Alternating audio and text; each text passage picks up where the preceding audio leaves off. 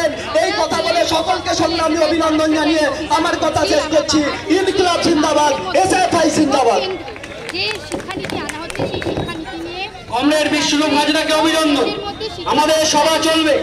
আমাদের মধ্যে উপস্থিত আছেন আমাদের ভারতের ছাত্র ফেডারেশন পশ্চিমবঙ্গ রাজ্য কমিটির সভাপতি কমরেড প্রতীকুর রহমান, কেন্দ্রীয় কার্যনির্বাহী কমিটির অন্যতম সদস্য কমরেড ঐশী ঘোষ।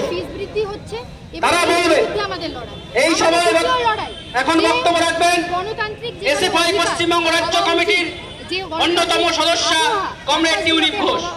তাকে বলার জন্য অনুরোধ করছি। আজকের সময় দাঁড়িয়ে থেকে তৃণমূলের ছাত্র পরিষদের যে দাদারা কাকারা জ্যাঠারা বারবার দাঁড়িয়ে থেকে কলেজ গেটের মধ্যে কাটমানি খাচ্ছে, দুর্নীতি করছে। বারবার স্টুডেন্টরা কমপ্লেন করছে যে তাদের ভর্তি হতে গেলে মোটা টাকা একটা ছাত্র পরিষদের নেতাদের দিতে হয়। আমরা জানতে চাই যে স্বচ্ছভাবে নিয়োগ হবে না কেন, স্বচ্ছভাবে মেরিট লিস্ট কলেজগুলোতে ডিসপ্লে হবে না কেন। আমরা জানতে চাই যে এত বছর ধরে যে ছাত্র নির্বাচনগুলোকে বন্ধ করে রাখা হয়েছে, সেই নির্বাচন বন্ধ রেখে আটকে রাখা যাবে না।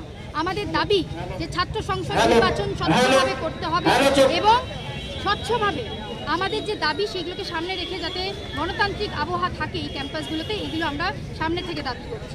সাথে সাথে আমরা এটাও বলছি যে শিক্ষার ক্ষেত্রে যেভাবে একটা দিনে দিনে বাড়ছে, আজকে যারা এই ব্যারিকেড ভাঙলেন, বর্ধমানের রাজ কলেজ আজকে যারা যে জেদ নিয়ে ব্যারিকেড ভেঙেছে, তার মূল কারণ হচ্ছে শিক্ষা।